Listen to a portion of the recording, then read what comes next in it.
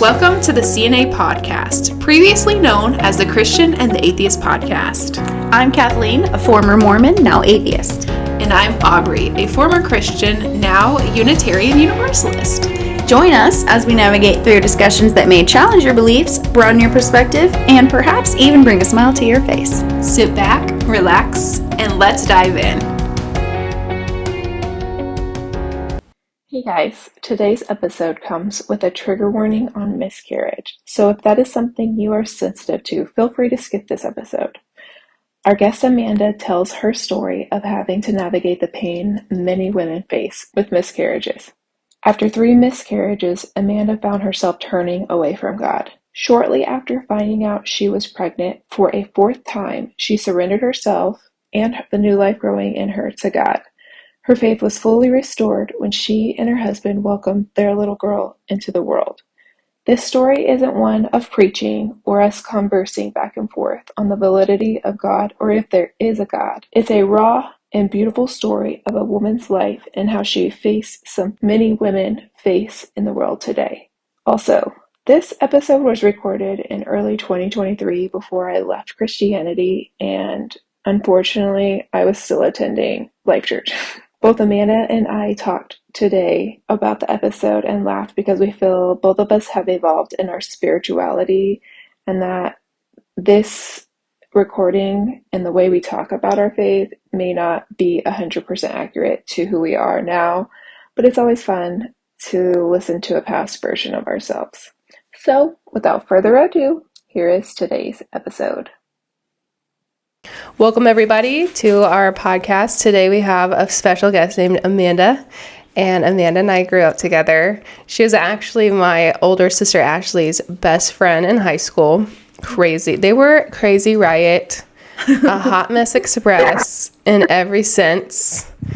And also Amanda was always like all over the place fun, and then like also just nuts, but in the best way.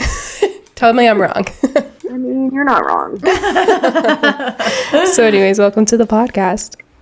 Yeah, thanks for having me. Of course. We're excited. So we kind of wanted to, you approached us on being a guest, but I'm so thankful that you did because your story is going to be a good one.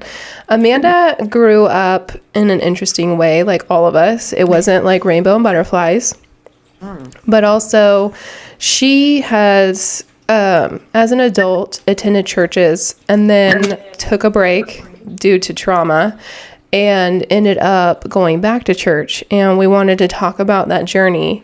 And another thing is we will be talking about miscarriages. So if that is something that you are not wanting to listen to due to trauma, like what is it called? Yeah. Trigger warning. Trigger warning. Yeah. So tell us a little bit about yourself, and then we'll go into your religious upbringing.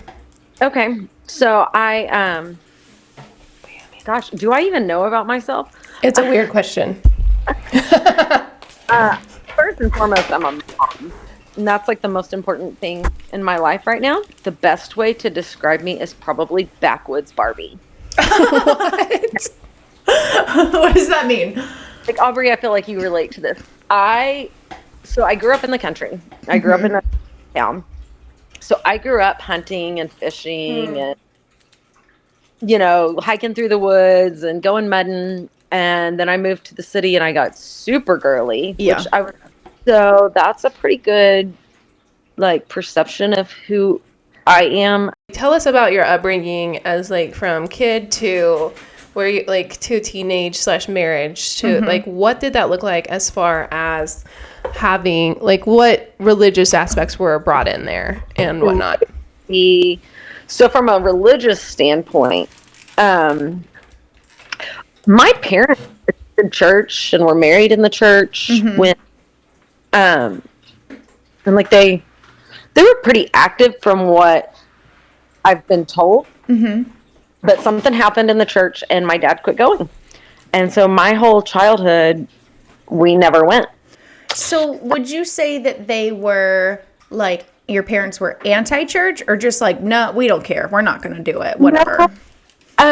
My mom is very strong in her faith. And my mom has always made sure I had a good foundation in Christianity. Okay. And they divorced when I was 15, and I moved to Moore. And that's when I met Aubrie and Ashley. And I started going to Life Church with my mom and my sister, and I loved it. And this was like, I'm going to age myself. There were 2 Life Churches. The second campus had just opened in Edmond, and Craig would drive back and forth between the 2 campuses for every sermon.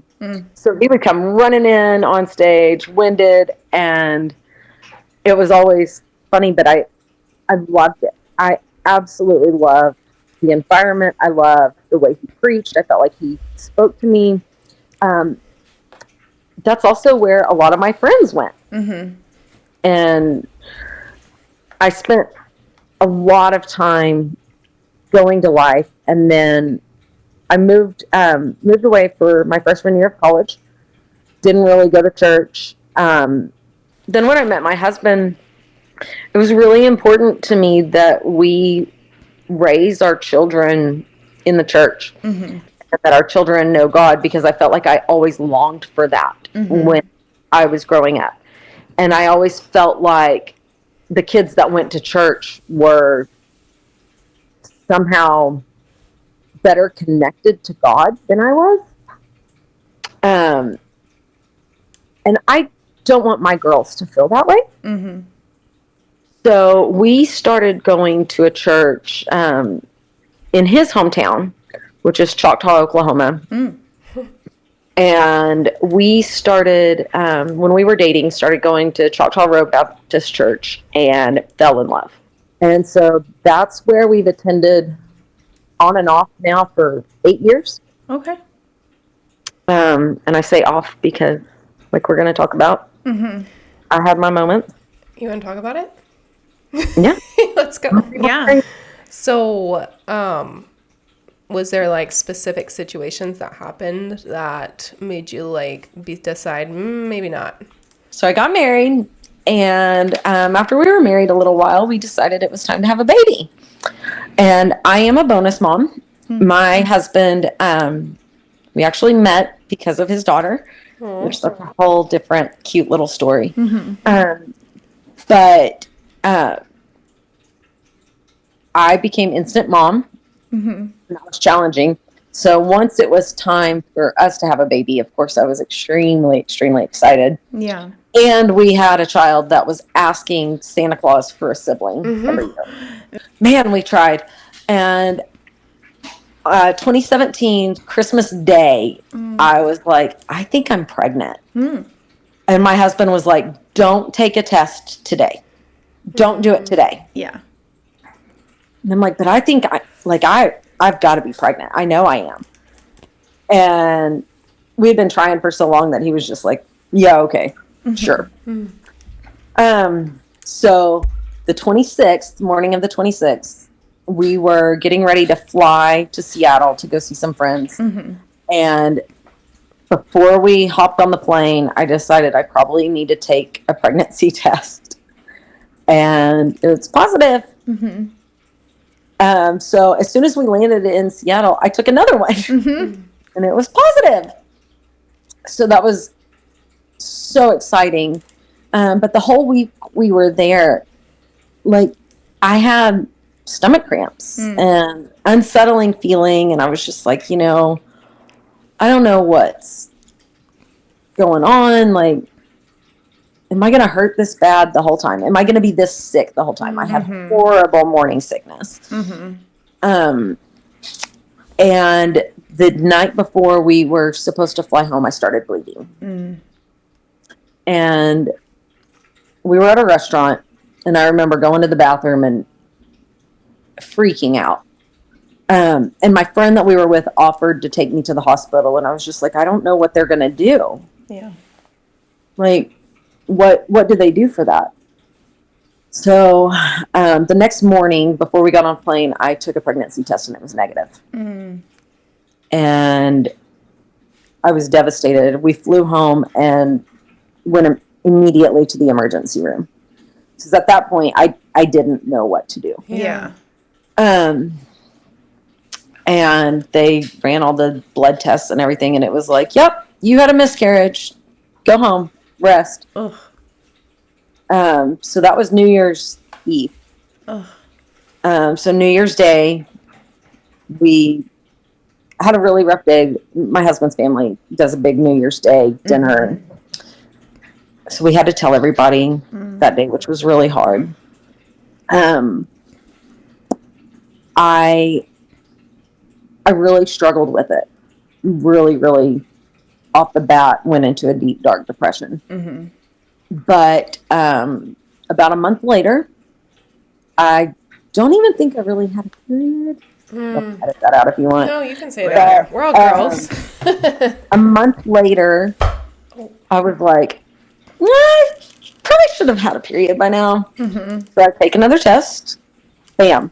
Pregnant. Wow. So super excited. This is going to be my rainbow baby. I'm really pumped. And my doctor wanted me to come in to have my blood drawn to check my HCG levels. So they come back and she's like, they're really low. Like, I don't know how the pregnancy test even detected pregnancy. So start coming back every 48 hours. So every 48 hours for a couple of weeks, I had to go in and have my blood drawn just to make sure my HCG numbers were doubling like they were supposed to. And they really weren't. They were raising, but not a whole lot. Yeah. So she actually set my husband and I down and said, you're going to lose this baby. Be prepared. This baby is not going to make it. And it's just a waiting game. So nobody wants to hear that, right? No. Yeah. And a few nights later, I thought my appendix ruptured. Oh my But gosh. it was an ovarian cyst. Oh, I've had Went those. to the They're not hospital. fun. No, it was miserable. Yeah. Went to the emergency room. They did an ultrasound, and there's my baby. There's fetal pole. There's heartbeat. Our little baby was there. So we go back to the doctor the next day, and she said, I'm really surprised and happy about this. And she said, if you carry to March 1st, I will consider this a viable pregnancy. I miscarried on February 27th. Yeah. Yeah. So I was almost there. And so that was devastating. We had already named that baby. Her middle name was going to be Faith because it was going to take faith to get us through. So after that, I went through a whole gamut of testing, and my doctor ordered me to not get pregnant again for 12 weeks because of all the blood tests that they had to do. And everything came back fine. They don't know why I miscarried twice, but chances of it happening again are very slim, and we're going to put you on progesterone. So as soon as you get a positive pregnancy test, start the hormones and you'll be good. So it was just a couple months later, Father's Day, found out I was pregnant again. So that was pretty exciting. And this time my HCG numbers were doubling. Everything looked great. I really had morning sickness very, very badly. And once we got to, we weren't quite 8 weeks, I don't think. We were close. We decided to go ahead and tell our families. So we actually told our daughter on the 4th of July. I gave her a shirt that said she was going to be a big sister. And she was extremely excited, wore it to our family get together just to see if people would notice what her shirt said. We started buying all the baby stuff. We're super excited, pumped.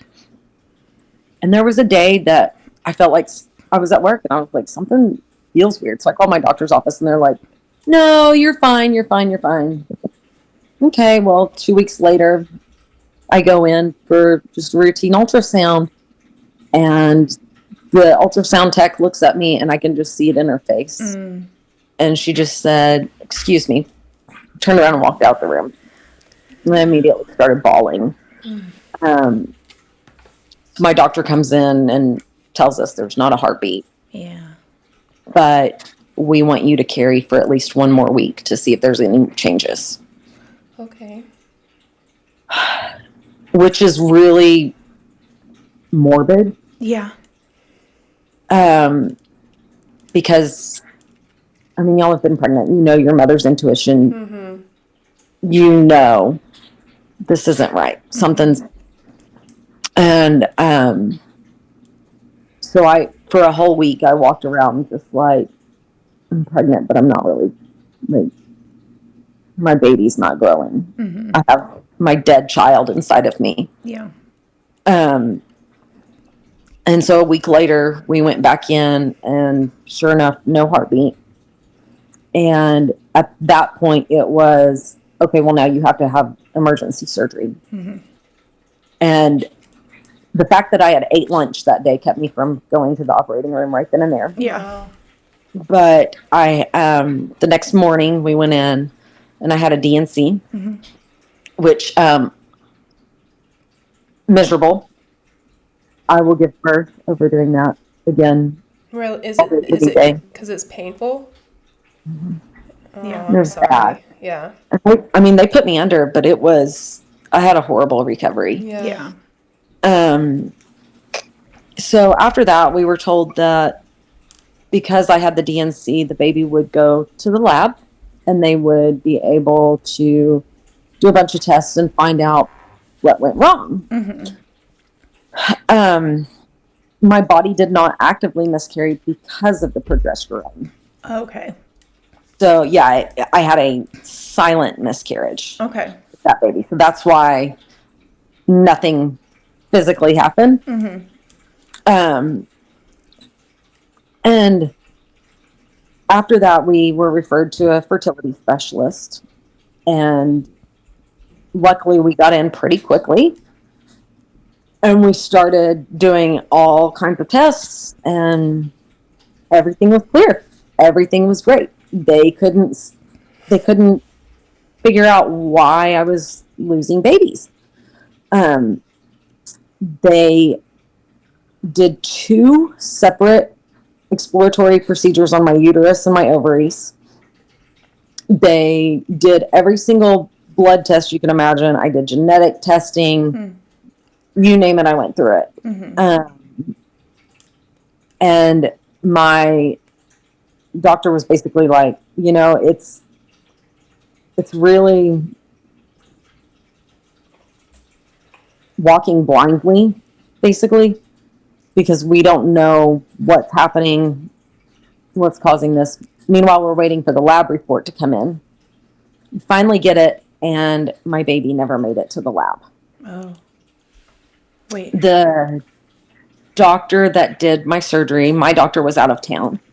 The doctor that did my surgery either didn't collect all of the tissue or lost it. So we really had no answers. Yeah. And I didn't really want to do IVF because I was like, I can get pregnant. Right. We know I can get pregnant. I just can't carry. Right. Yeah. So we were battling with the whole, do we try fertility treatments? Do we not? Do we just say forget it and start looking for a surrogate? Like, what do we want to do? And she said, well, let's put you on these hormones. And we're going to put you on different concoction, and we'll try them for 6 months. Basically, this will make sure that your baby is healthy, and these hormones will trick your body into thinking you're basically pregnant. And so then when you do get pregnant, there's the hope that your body won't reject the baby. Right. Like, if that could be what's happening. So I said, okay, go for it. And she said, we're going to do it for 6 months. If it doesn't work by 6 months, we're going to do IVF. Because that way they can make sure it's healthy embryo. And we were on board with that. We can do that. Month 5 comes around, and I'm extremely stressed, and I ended up getting pregnant though. And we started the blood draws every other week or every other day. And my HCG numbers were so high and doubling so much that they prepared me that it could be multiples. So that was terrifying.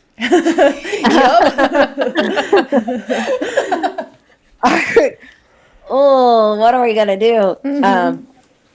My husband has twin sisters, so we were definitely freaking out. Yep. But we were excited and terrified. And so I was able to start having ultrasounds pretty early on.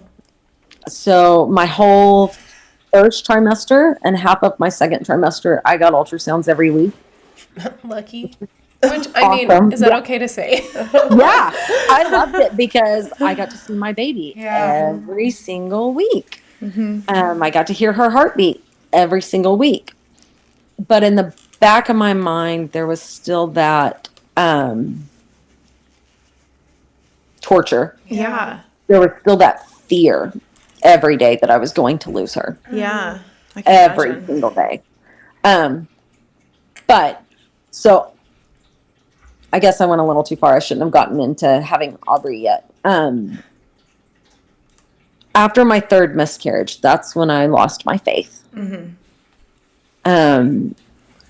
I was in a deep, deep hole.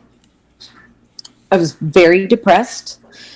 There were days that my husband physically picked me up out of bed and basically pushed me in the shower. There were days that he forced me to go run errands or go do stuff with my friends because I didn't want to leave the house. I couldn't function. And I started to get angry. And I got very angry very quickly. And I was angry with God because how could you do this to me? And a God that so loves me and loves my children and loves all of his children is going to take mine away from me. Yeah. 3 of them. And that was something I could not wrap my head around. I quit going to church. I quit doing everything, really. I got so angry that, like, I have a sign up in my house that says pray without ceasing. That came down.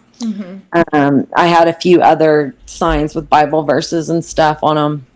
They all came down. I refused to go to church.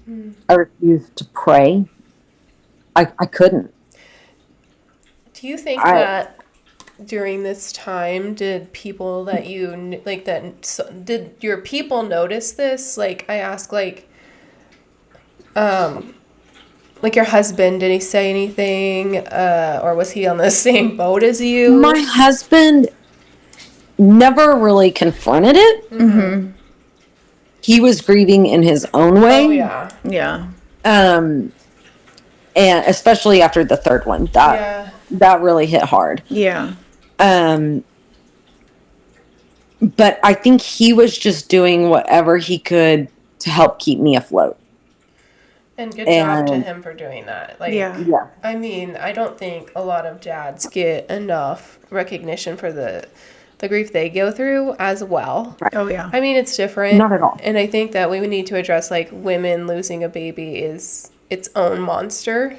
Yes. And then also there's the dad. Yeah. And sometimes they don't react properly. And we're over here like, what the hell's wrong with you? But I also want to just say, what the hell, like, how awful for you. Yeah. At the same time. And nobody ever asks, hey, Dad, how are you feeling? No. Yeah. Yeah. Nobody asks that. It's all about, the mom. And my friends knew I was depressed. my family, I'm pretty sure they knew I was depressed. I don't think they realized how depressed I was. Yeah. I did a good job of hiding it too. And I did a very good job hiding it around my husband's family. My sister-in-law is very religious. Her husband is a pastor. And they had lived out of state for several years and had just moved back to Oklahoma. So it was really the first time that I had been around her consistently.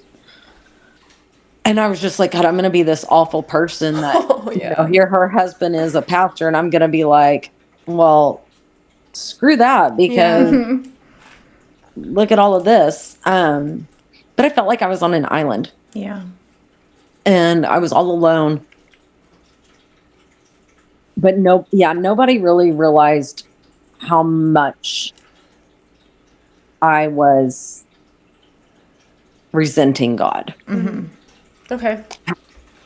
And if they did, they never let on. They never said anything. I would have people tell me, well, it wasn't in God's will. Wasn't God's plan. By the way, don't ever say that to anybody. I don't know if you can. The absolute worst thing you can say. No. Yeah. Obviously, our listeners can't see us, but both Aubrie and I's faces just went like, Please don't.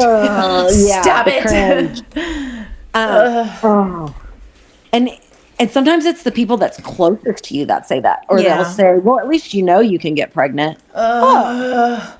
Thank you. That's kind of like, So, what's a good thing to say to somebody who's gone through what we're going through? I'm here for you. Yeah. I'm listening. If you need a shoulder to cry on, if you need somebody to just talk it all out, or if you just need somebody to pretend like life is normal, I'm here.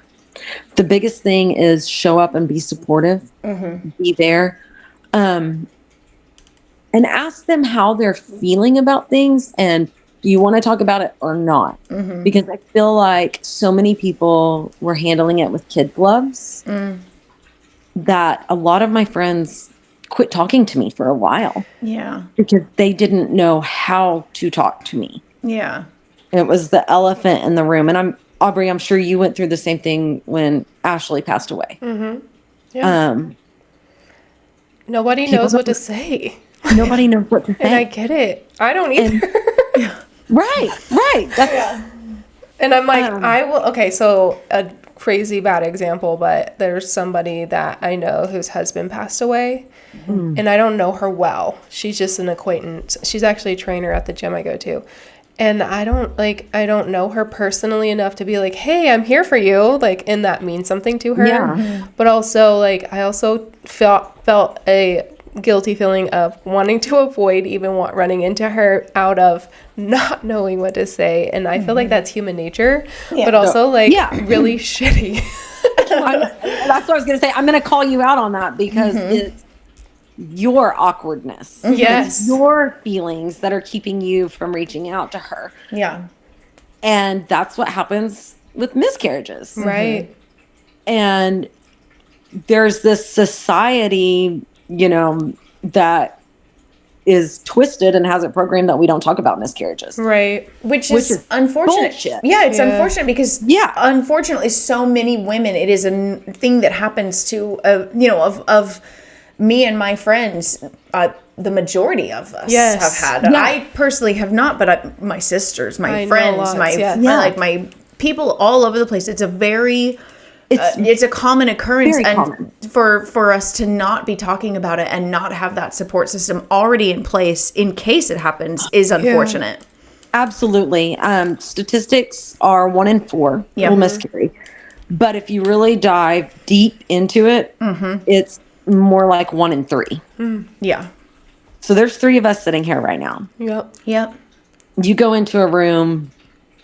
I was actually presenting in a meeting yesterday discussing miscarriage. And there were 9 women on the call. And I straight up just said, if it's 1 in 4, I'm not the only one in this room that's gone through this. Yeah. and everybody just kind of got silent.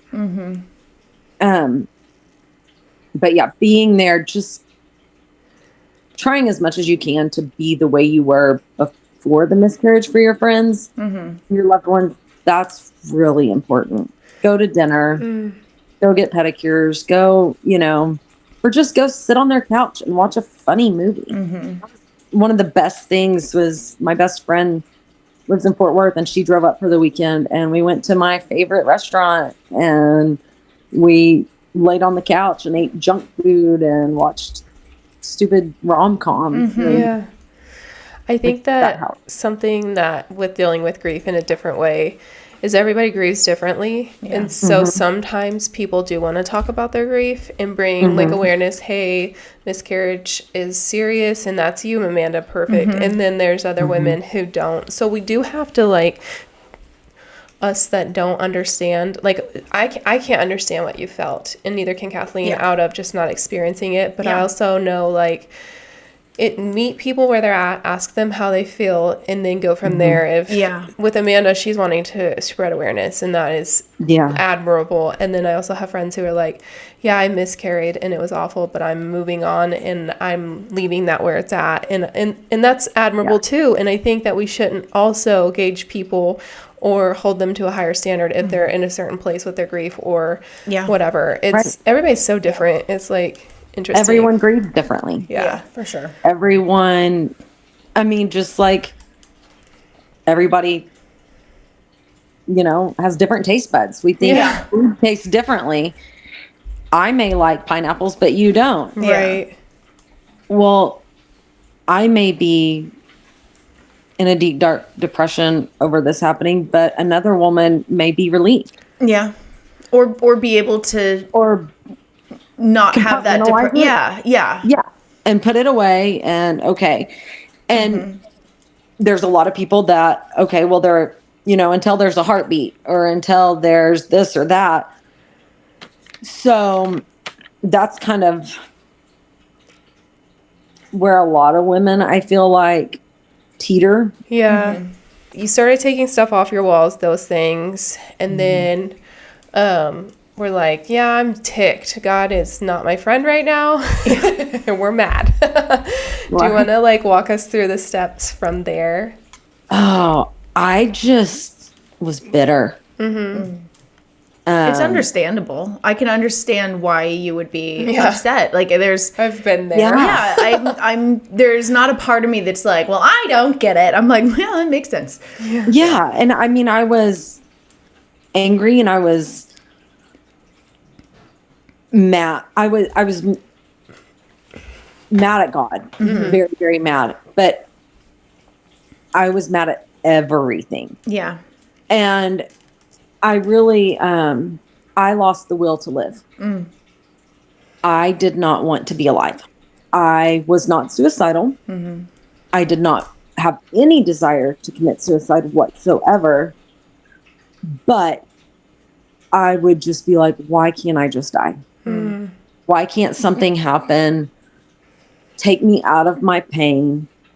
Like, I had an angels in the outfield moment. God, if there is a God, like praying that, just take me out. Whether it be car wreck or get hit by a train. Like I would think of all of these things like, ouch, what could happen in everyday life that could kill me? But it's not me committing suicide. Yeah. That's brutal. That's a brutal mindset to be in. And that's like, that's a hard place to be.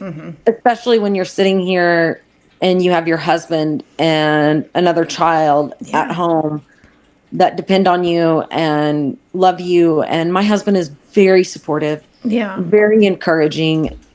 He has been my rock through so many things, especially our miscarriages. And I don't know how he stayed as strong as he did through it, other than he was staying strong for me because he had to stay strong for me. Yeah. But I was in pain because I was just like, how can I want to die when I still have a great life? Yeah. everything on paper says I have a great life, but I'm miserable. Yeah. And so here again, I'm crazy. I'm a big Yellowstone fan.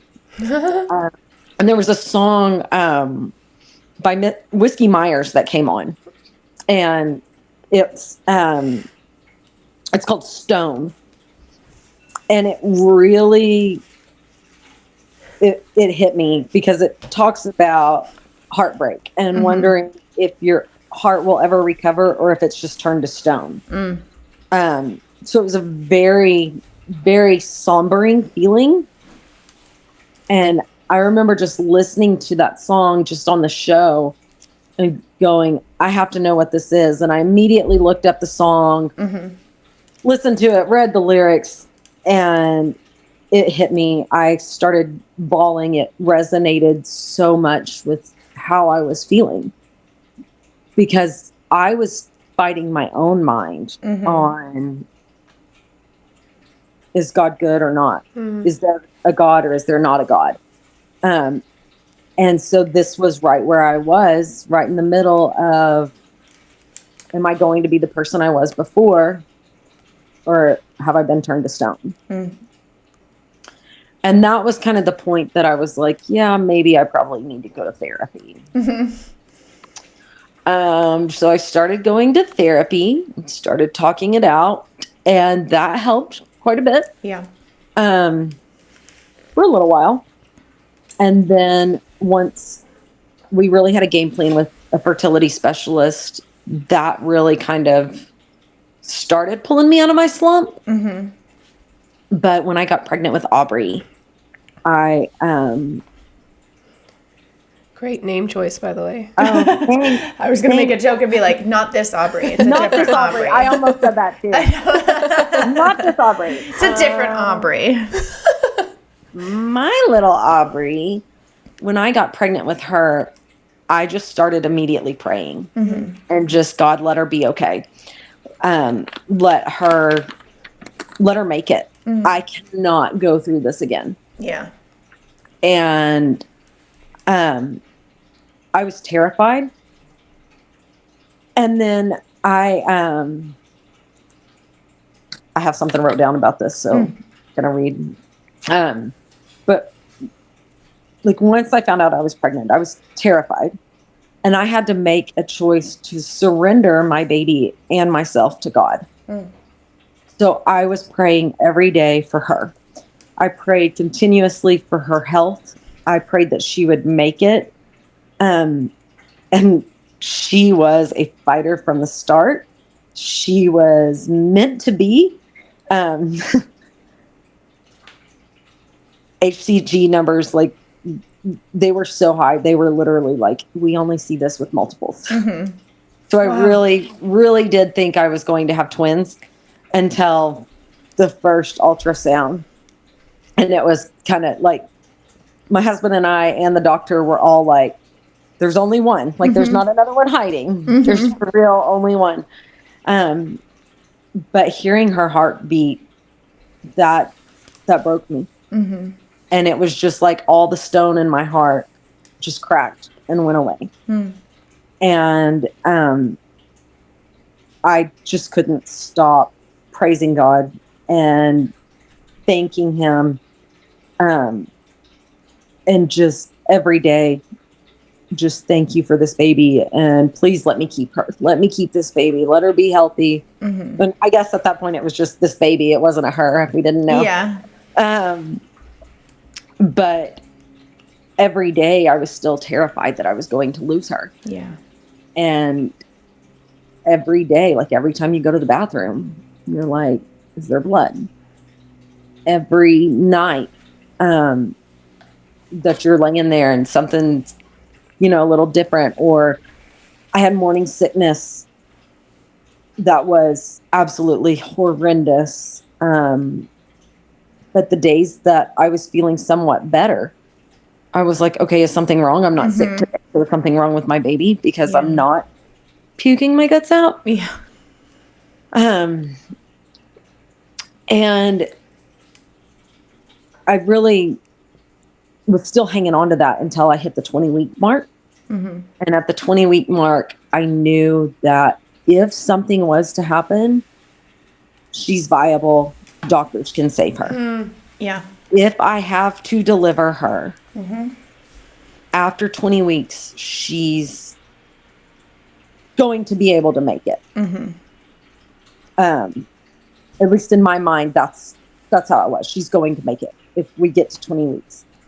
And so it was slow, and it was really hard to give God control. It was really hard to not, take it back and say, no, I need control over this because I have to do what's, what I think is best. Yeah. But I had to stop and let God do what he thought was best. And then the moment she was born, it was total euphoria. And anybody that's ever had a child, I think they could understand that feeling. Oh yeah. You don't feel that until you have a child. But I could just see God's grace in her. I could see the miracle that she was. It was amazing that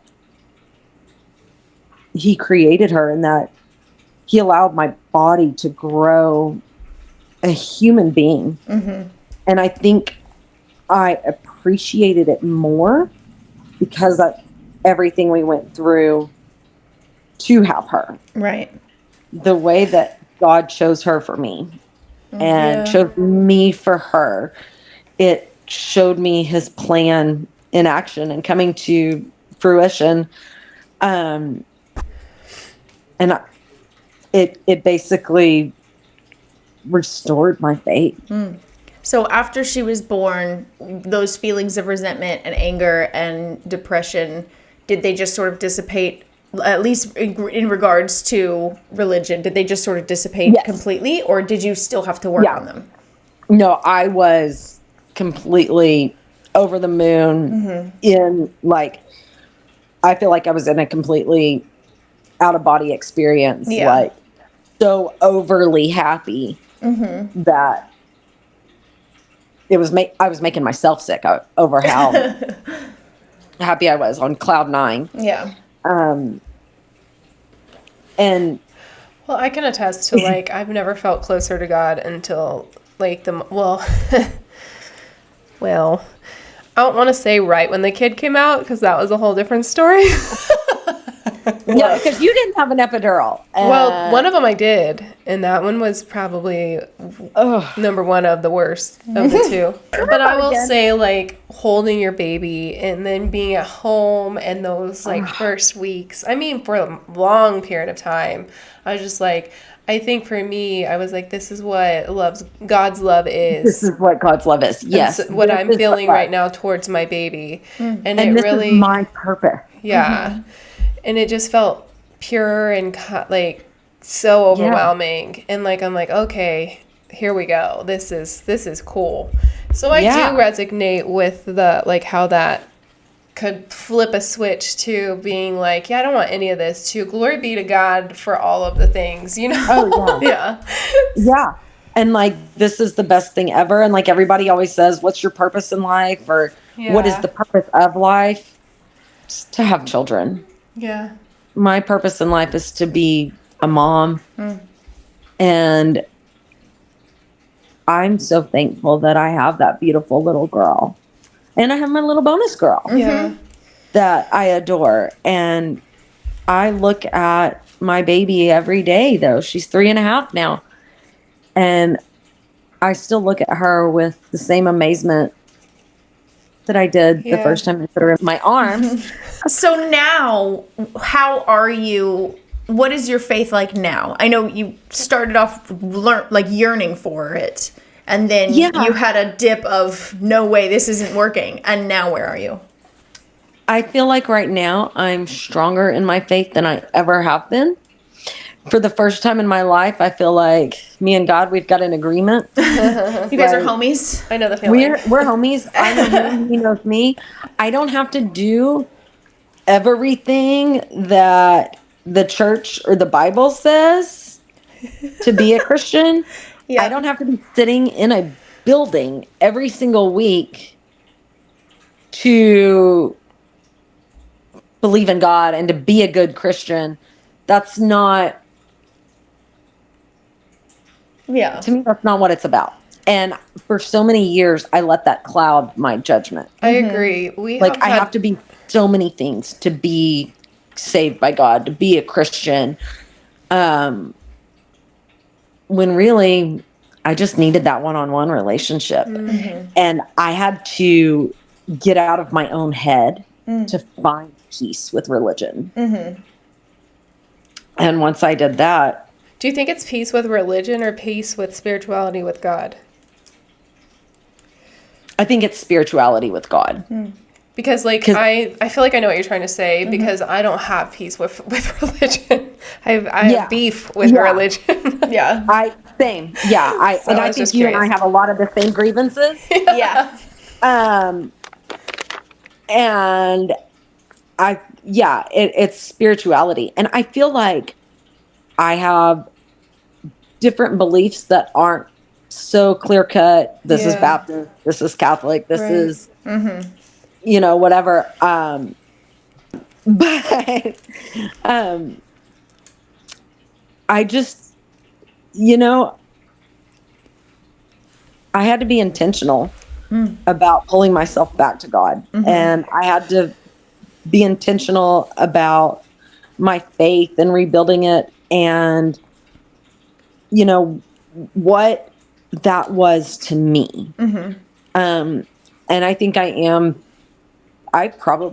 spiritual, Yeah. and I believe in a lot of spiritual things, just like I believe a lot of religious things. I will burn some sage in my house like no other. I've done that too. Yep. I had an experience where I was like, I don't know what's Cleanse going to my work, home. but I need more than prayer right now. I need physical ritual to happen. I will cleanse it. Listen, I grew up in Indian territory, Yeah. and I have a lot of old wives' tales that I grew up hearing that I really believe in, and Yeah. that's spiritual. Yeah. So last question we always ask our guests is, where do you think we go when we die? You, Amanda, personally, where do you think we go when we die? The funeral home. You don't think we go to heaven or hell? No, like literally, physically, you go to the funeral home. No, I do think there's a heaven.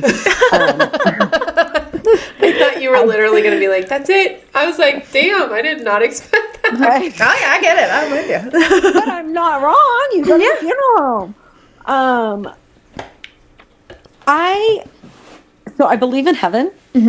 I don't really feel like there's a hell. Oh my God. I thought I was It's the hard only for me to one. wrap my head around. Don't mind me. But I kind of, my view of heaven is kind of like the movie Coco. Oh, yeah. Yes.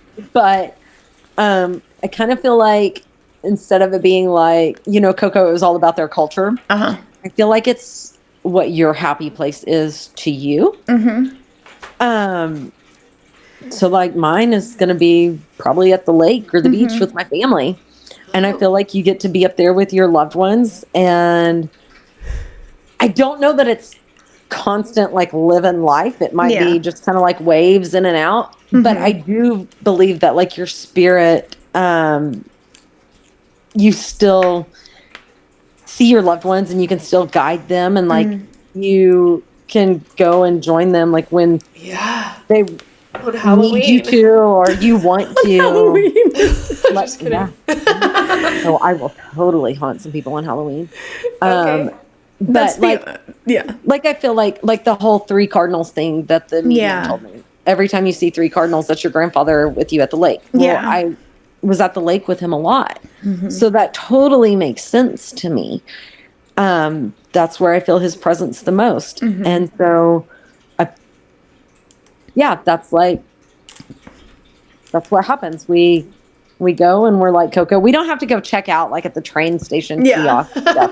We come and go freely how we want, and if I want to be a vapor, I can be a vapor. But if I want to come and be on your shoulder that day, then, I'm riding shotgun with you. Yeah. But I'm out when you're boning your husband. That's the only way. Yeah, I'm not going to be there for that. No, weird.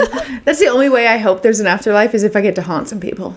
Oh, I will haunt While you're boning your husband. I will haunt the shit out of And I think so Aubrie many and I people. would both tell Gross. you there's probably a lot of stuff that happens in Aubrey's life that it just like little random stuff like the tissue in her nose or stuff that it's Ashley going.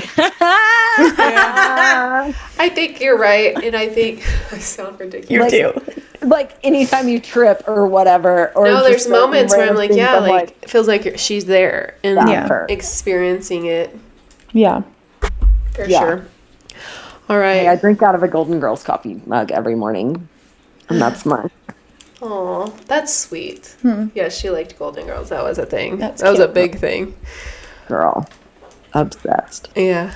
Well, thank you so much, Amanda, for taking your time to talk with us and share us your faith journey. And we're so happy to have you on the show. It's been great. Thank you for having me. Yeah. I'm really excited that I got the opportunity to do this. Oh, yeah. All right, guys. Well, thanks for listening, and we will catch you guys next time. Bye.